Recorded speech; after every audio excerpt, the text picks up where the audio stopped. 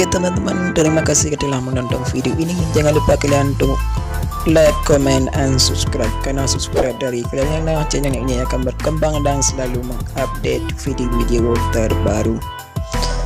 Oke, semoga bermanfaat preset yang ada membagikan hari ini.